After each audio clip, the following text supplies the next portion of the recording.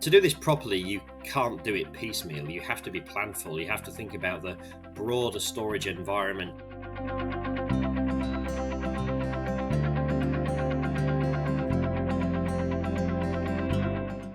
Hello, it's 2024, and that means it's prediction season. I'm joined by my colleagues, Simon Robinson and Bob Laliberte, and we're going to walk you through what's on tap. What are the top predictions for 2024 in the areas of storage, infrastructure, and networking?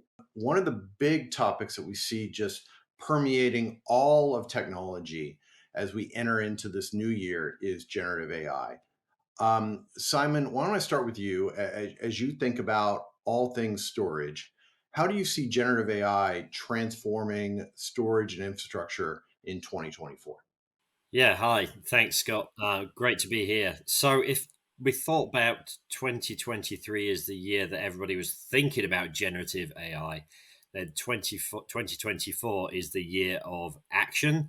And I think we're going to see organizations approach this in a much more strategic way. And I think that is especially sort of relevant as we start thinking about the data and the storage environment.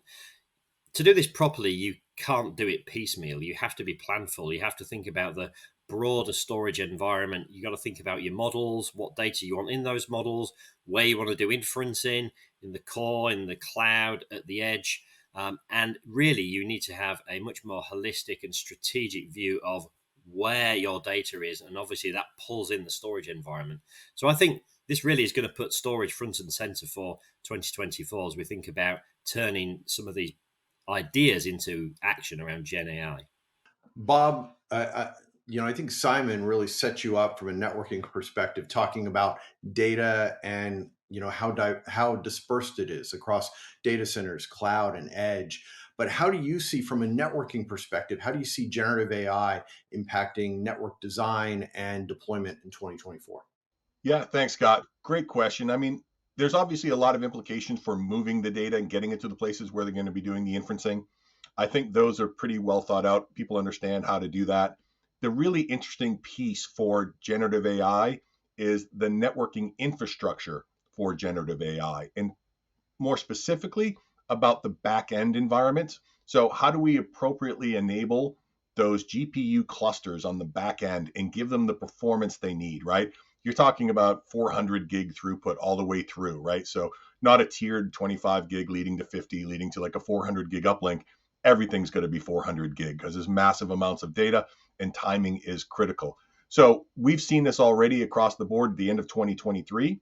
A lot of the networking companies talking about how they're going to have validated designs and pieces in place to enable organizations to leverage that back-end infrastructure. And the other critical piece about this is organizations are looking to deploy, one of the de facto standards has been using InfiniBand for these back-end networks, but there's a strong push to leverage Ethernet. So look in 2024 for those Ethernet networks to make a strong push into those back-end Gen AI environments, and led by things like the Ultra Ethernet Consortium.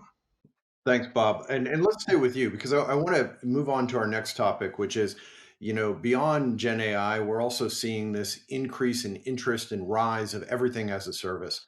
Bob, how are you seeing that play out in the networking space in 2024? Yeah, absolutely. There's certainly been a shift along all lines of infrastructure to consume things as a service. And we're definitely seeing that in the networking space.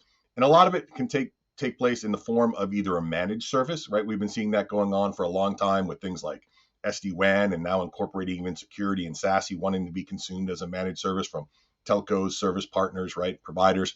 But we're also seeing a lot more around the network as a service play and specific companies coming out dedicated just to delivering everything as network as a service. And I think even more recently, you've seen things like the acquisition of Juniper by HPE and their ability to tie that into the GreenLake services as well. Simon, how about you for storage? Yeah, absolutely. So I think our research has shown that as some of these storage services have become available and available to be consumed by organizations as a services, it is driving a whole range of benefits for adopters, not only just in pure cost terms, but also in terms of productivity gains, moving more quickly, having staff freeing their time up to work on more impactful projects, even things like driving better employee retention rates. So, a whole range of benefits. That said, I think one of the challenges here is that we still see a fair amount of organizational inertia here. Sometimes some inertia in the partner ecosystem as well. So I think that is preventing organizations so far from adopting some of these models in some areas. There's still some ways to go here. One of the interesting things, I think, from things like the HPE Juniper acquisition, we're going to see networking really move into the core of GreenLake. And I think that's really interesting in terms of how organizations are looking to drive outcomes, right? They're not looking to stitch all this stuff together themselves. They want to consume services that are going to help them drive their business and achieve their business goals much more quickly. So lots and lots of really interesting areas, I think, for development this year. Yeah, I couldn't agree more. I like these two topics because I think there's a tremendous amount of synergy. As excitement and interest in Gen AI, that investment gets people out of their inertia to evaluate how to modernize everywhere, and we start to see even increased adoption in these services. Simon and Bob, thank you so much for your time today. To our audience, thanks for watching. It's going to be an exciting year.